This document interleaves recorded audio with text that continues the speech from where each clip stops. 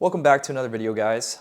This video is going to be a very short but straightforward video showing you how you can look up the Section 8 rents in the market that you're looking to invest in. So this is coming from somebody that doesn't actually have any Section 8 tenants currently, but this is exactly the process that I would follow if I was going to be looking for Section 8 tenants in my market, and exactly how much the Housing and Urban Development for Section 8 would be paying for these rents. So I just want to make this very straightforward, very quick and easy video because I feel as though a lot of people actually have this question as to how to see how much Section 8 will actually pay for your market.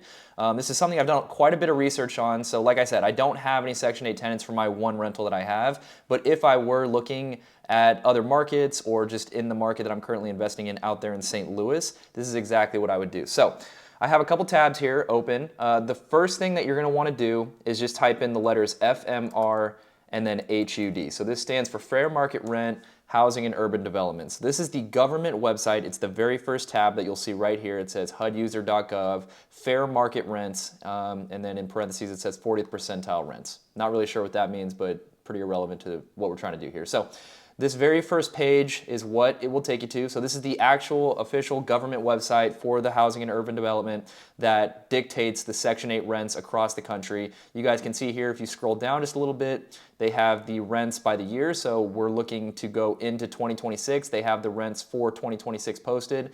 You can look at the current year's rents all the way back to, it looks like we can go as far back as 2000. So if you click right here, it's going to say click here for FY 2026 FMRs.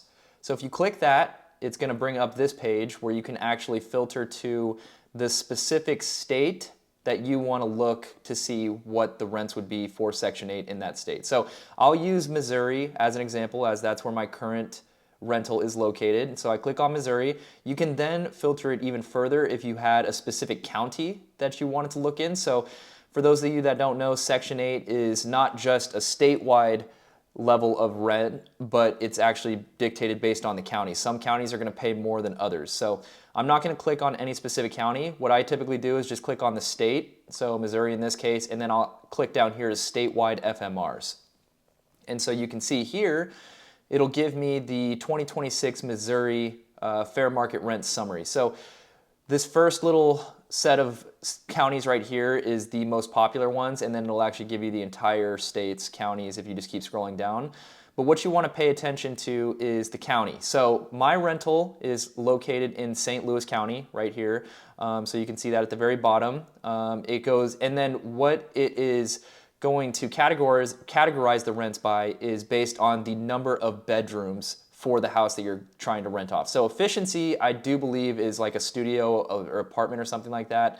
1 bedroom goes to 2 bedroom, 3 bedroom. So my rental out there in Missouri, specifically in the St. Louis County, is actually a 3 bedroom. So if I see that and go down to here, you can see that Section 8 will pay up to $1,568 for 2026 for Section 8 rents. So that doesn't necessarily mean you're guaranteed to get $1,568. From after speaking with my property manager and just research that I've done on my own, that is the absolute maximum that Section 8 will pay if you have a best case scenario. For example, your tenant is 100% disabled, there's no income coming in for them, Section 8 is paying 100% of everything, utilities and all of that included, then the best you can look to get is $1,568. Does that necessarily mean you can't get more? It potentially could if that's what you're asking for, but Section 8 will potentially pay up to $1,568 for a 3-bedroom house for rent in St. Louis County.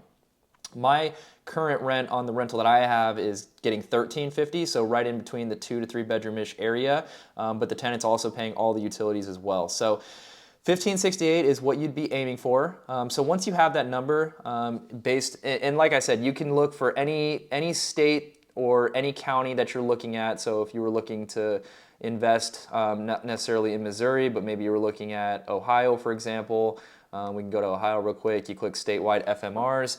You can look at all of the different Section 8 rents for Ohio. So Akron, I know that's a somewhat popular one. You got Cleveland and Columbus right here paying up to $1,600, $1,700 for a 3-bedroom. And 3-bedroom to 4-bedroom, from my experience and what I've learned, is going to be your sweet spot for getting a pretty decent amount of rent for a high demand property. So with that being said, I also wanted to just throw that in. That's just, before I go over to Zillow and show you guys what I would do next, just to see what a realistic rent that you could get for your property is, I did just want to say that's it. That it's as simple as that. Going to the FMR HUD website, so the Housing and Urban Development Government website, and just scrolling through here and just doing your own due diligence on how much your property could potentially rent out for. So once you have that number in mind and you can see what Section 8 will potentially pay for that property, what I would typically do is you can go to Zillow or Realtor.com.